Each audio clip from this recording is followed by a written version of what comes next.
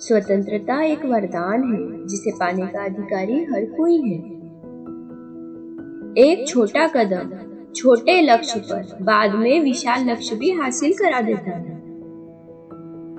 जरूरी नहीं कि विपत्ति का सामना दुश्मन के सम्मुख से ही करने में वीरता हो। वीरता तो विजय में है। जब हौसले बुलंद हो तो पहाड़ भी एक मिट्टी का ढेर लगता है। शत्रु को कमजोर न समझो और अत्यधिक बलिष्ठ समझकर डरना भी नहीं चाहिए। जब लक्ष्य जीत का हो तो हासिल करने के लिए कितना भी परिश्रम, कोई भी मूल्य क्यों न लगे, उसे चुकाना ही पड़ता है। सर्वप्रथम राष्ट्र, फिर गुरु, फिर माता पिता, फिर परमेश्वर, अतः पहले खुद को नहीं राष्ट्र को देखना चाहिए। अगर मनुष्य के पास आत्मबल है तो वो समस्त संसार पर अपने हौसले से विजय पताका लहरा सकता है। इस जीवन में सिर्फ अच्छे दिन की आशा नहीं रखनी चाहिए, क्योंकि दिन और रात की तरह अच्छे दिनों को भी बदलना पड़ता है।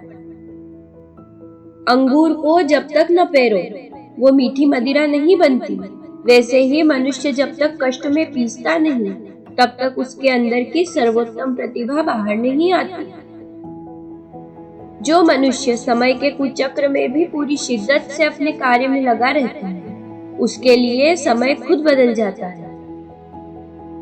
कोई भी कार्य करने से पहले उसका परिणाम सोच लेना हितकर होता है, क्योंकि हमारी आने वाली पीढ़ी उसी का अनुसरण करती है।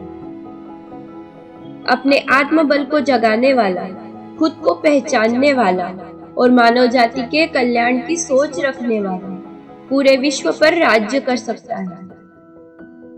शत्रु चाहे कितना ही बलवान क्यों न हो, उसे अपने इरादों और उत्साह मात्र से भी परास्त किया जा सकता है। उत्साह मनुष्य की ताकत, संयम और अडिगता होती है। सबका कल्याण मनुष्य का लक्ष्य होना चाहिए, तो कीर्ति उसका फल होगा।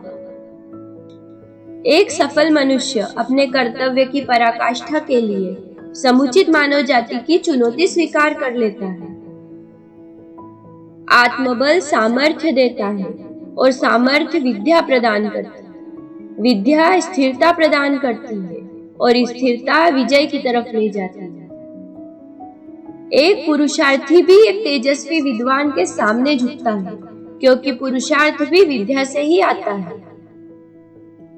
जो धर्म, सत्य, श्रेष्ठता और परमेश्वर के सामने झुकता है, उसका आदर समस्त संसार करता है। नारी के सभी अधिकारों में सबसे महान अधिकार मां बनने का है। आप जहां कहीं भी रहते हैं, आपको अपने पूर्वजों का इतिहास जरूर मालूम होना चाहिए। प्रतिशोध मनुष्य को जलाता रहता है, संयम ही प्रतिशोध को काबू करने का उपाय है। एक सफल मनुष्य अपने कर्तव्य की पराकाष्ठा के लिए संपूर्ण मानव जाति की चुनौती स्वीकार कर लेता है। एक वीर योद्धा हमेशा विद्वानों के सामने ही झुकता है। कभी भी अपना सिर मत झुकाओ, हमेशा उसे ऊंचा रखो। यह जरूरी नहीं कि गलती करके ही सीखा जाए, दूसरों की गलती से भी सीखा जा सकता है।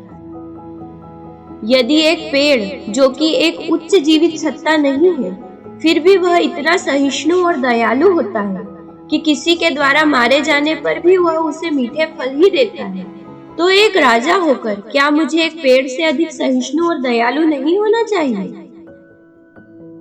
हर व्यक्ति को विद्या ग्रहण करनी चाहिए, क्योंकि लड़ाई में जो काम शक्ति नहीं करती वो काम युक्ति से होता है, और युक्ति विद्या से आती है। बिना रुके हर कठिनाई में कदम बढ़ाना आसान नहीं है, मातृभूमि पर शीश चढ़ाना